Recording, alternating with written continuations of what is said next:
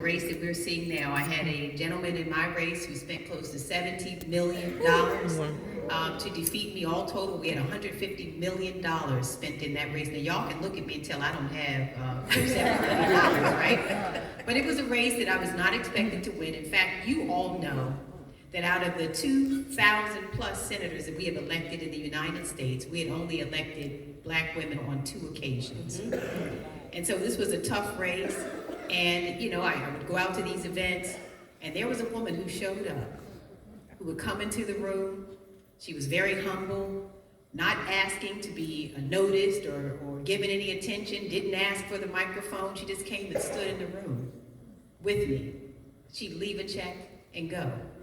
And that happened on several occasions. And they said, you know, the congresswoman was here. I said, was she? You know who it was? It was Jasmine Crockett. Wow.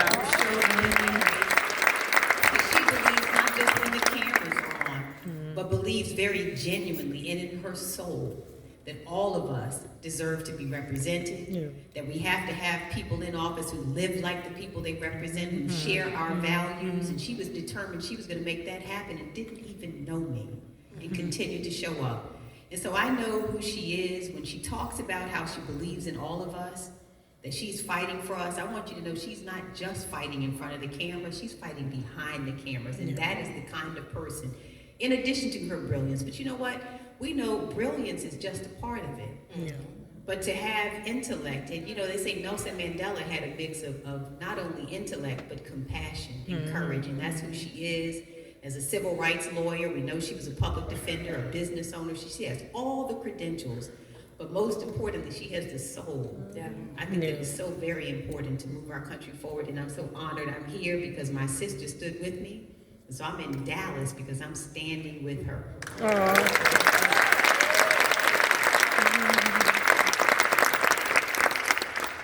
Congresswoman, I want to make mention, you were at Concord. You were at a lot of churches this morning, but you stopped by Concord for our 11 a.m. service, and I was in the room when you stopped by, and you basically had most of the folks in the audience in tears. You said, for such a time as now, this is the time that I need to be in this race and to win this seat. I want to talk about the historic numbers that we're seeing across Texas, across Dallas County in particular, leading the state of Texas.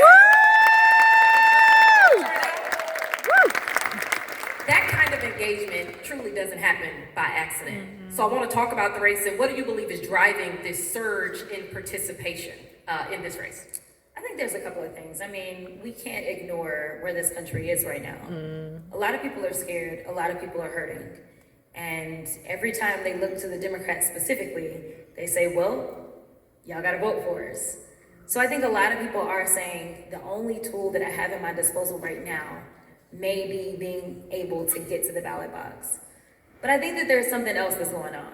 I cannot ignore the fact that there's a hometown girl that is in this race, and somehow the large county that is leading this state just happens to be her hometown. Now, I could be crazy, but I'm hoping Dallas understands the assignments. But I do think that there is something to be said for the fact that we have traditionally always kind of approached these races the same way. I do think that, yes, there has to be substance. And I absolutely have it. And you know that I got the receipts, and I got receipts, and I got more receipts of all the work that I've been doing. And truly, on our website, jasmineforus.com, we didn't think that it was okay to just say that I had experience. We wanted to list out exactly what it is that I've been doing on the federal level. Whether we're talking about fighting for our veterans, whether we're talking about housing issues, whether we're talking about our small businesses, whether we're talking about our students and what it looks like as it relates to educational opportunities. Like, you can go down the list and see I actually have more subject matter areas than any other person that is running for the United States Senate on the Democratic or the Republican side. In fact, I was the only person that had a platform as it relates to our uniquely abled community. We ended up receiving endorsements specifically because of that, because we are the only ones that even tried to address the uniquely abled community. So that's the substance side. But the reality is that, like, people like vote for people that they like and people that they believe in. And frankly, for far too long, I've talked to too many people, whether it was traveling this country on behalf of the vice president.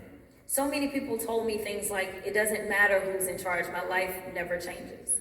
They say, you know what, the parties are all the same. that is the feeling that a lot of people have had.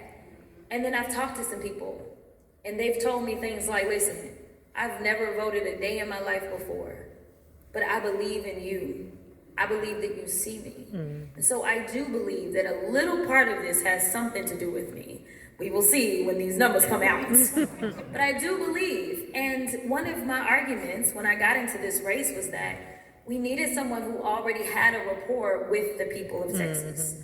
Because if you're trying to just get your name out there and then the next thing you know is you're trying to build this relationship, listen, a lot of people don't trust politicians, and for good reasons. People have been watching me, have been interacting with me for 6 years as an elected official. And those relationships matter. When I walk in and people say things like, I've been watching you on YouTube, I saw you with Pam, girl. You know, like it is this level of trust. And so I hope, I believe, I pray that it is a surge in votes because of the unique candidacy of mine, but also people understanding and knowing that I will continue to meet them where they are. I have never been the type of politician that believes that I need to get everybody to come to me.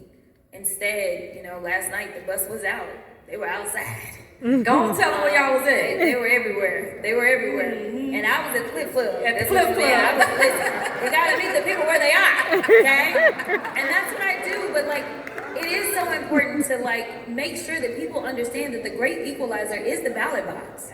No matter if you're an unhoused person or whether you're Elon Musk, I want you to understand that the one time that we for sure are equal is at the ballot box. And so that's why I don't want anyone left out of this conversation. I have been very intentional about making sure, whether it's showing up on campuses, because I don't know how many schools that I'm into, and I keep getting calls trying to get to the schools. So that's what we're planning on doing, even going into November. We'll have a little bit more time than we have for this primary, but I am prayerful, I'm hopeful, and we are continuing to work to make sure that we are victorious on Tuesday. I want to talk about that, getting through Tuesday, of course, but moving into November. How do you